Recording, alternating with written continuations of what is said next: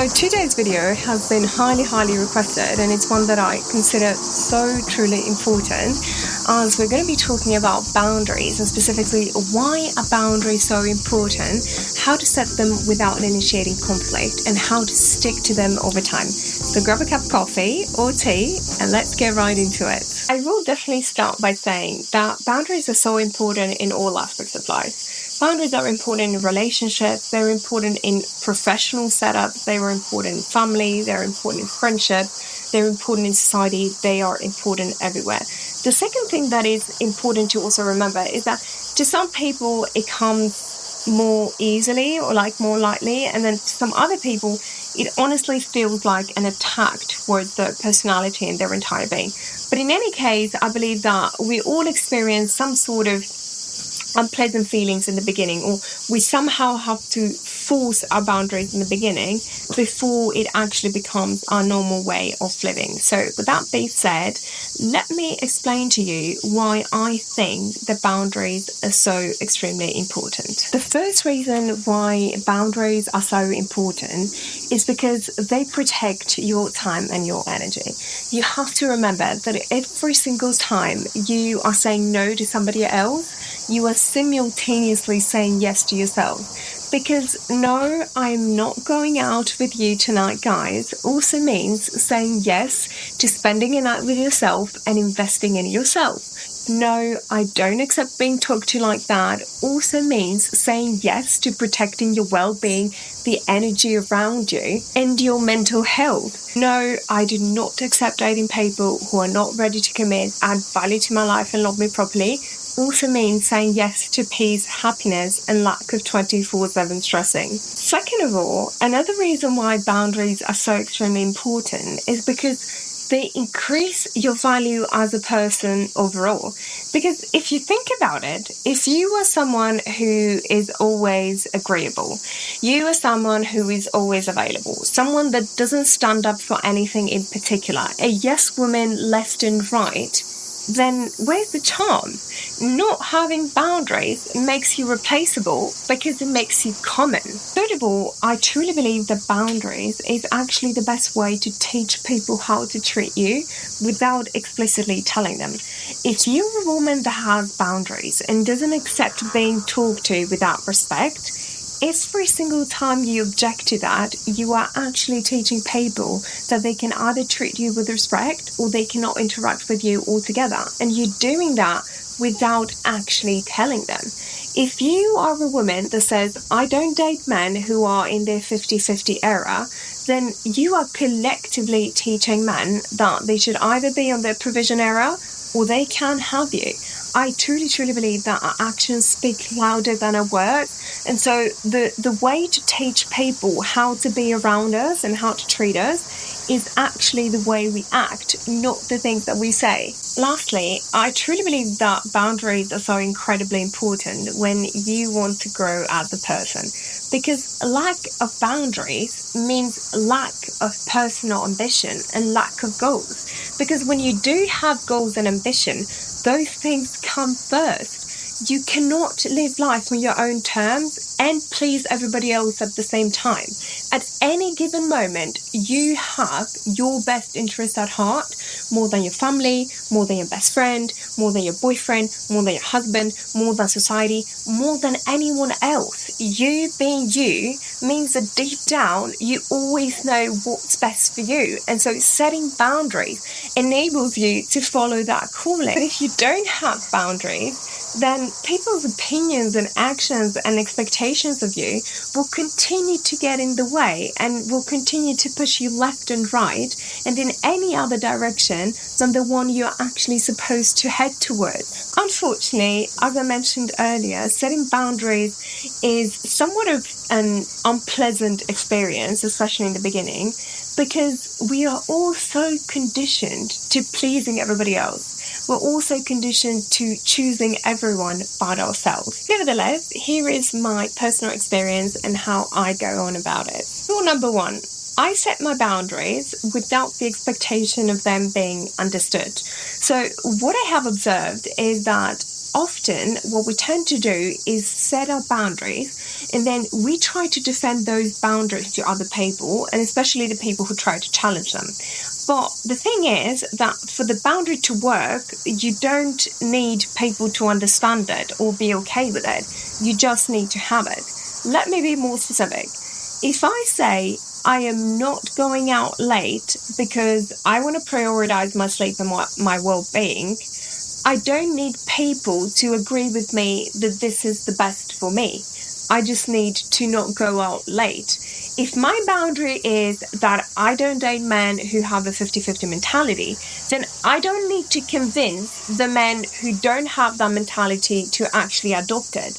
I just need to not date those people, not entertain them, and instead go for the people who have the same ideas and mentality as me. Rule number 2, I try to lead with my own actions. I've said it before and I'll say it again. Actions are louder than words. If I say to a friend, hey, I don't do gossiping, she might say, yeah, right. But if every time that friend actually tries to gossip, if I stay silent, I don't utter one comment about anything that she's saying, then after 2 or 3 times, she will naturally try to find other things to talk about, because it takes 2 to tango, and it definitely takes 2 to spill the tea. Number 3, I don't fight about my boundaries. Confidence isn't loud in its tone. If I have certain boundaries, then this means I am sure, I am certain of their ability to actually protect me and serve me. And so I remain calm and assured, knowing that they will do just that. And so if I communicate my boundaries with someone and that person gets upset, then I will simply say, I understand, but unfortunately, I don't see things this way, and I will just continue on with my life. My boundaries are never a reason for conflict. If someone doesn't want to be in my life because they can't respect or understand my boundaries, then so be it. The door is always open. And I know now you might be thinking, oh, but what if I don't want to lose the person?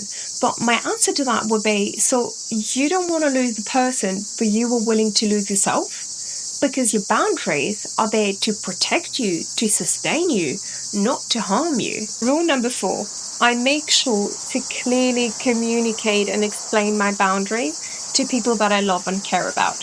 I have figured out on multiple occasions that so many times people challenge our boundaries, not because they don't want to respect them, but because they don't know they're there in the first place. When I got into my relationship, I realized this more than ever, because I figured out really fast the things that were so obvious to me were not obvious to my partner, and vice versa. Once again, you don't need to defend your boundaries. You just need to clearly communicate them. Let me be more specific. Personally, I am very sensitive with texting at night. So what this means is that I often get scared, or like I'm worried if I don't know where the other person is. It has nothing to do with controlling. I don't need you to justify where you are or what you're doing. I just need to know you're okay and that you're coming home X time, whatever that time might be. So in the beginning, when I got into my relationship, my partner didn't used to necessarily, inform me about his whereabouts, because he was like, well, she's home, she's sleeping, so it doesn't make any sense. But to me, my boundary was like, okay, but what if I get up and go have some water or something like that, and I don't see you there? Or like, I don't know if you're okay.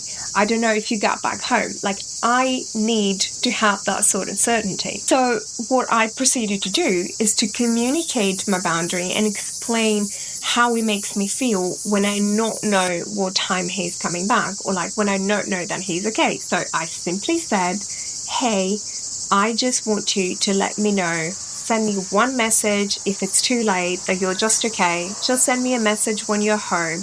Or like, just send me a message letting me know that you're staying out later than you thought, or something like that. I just communicated my boundary.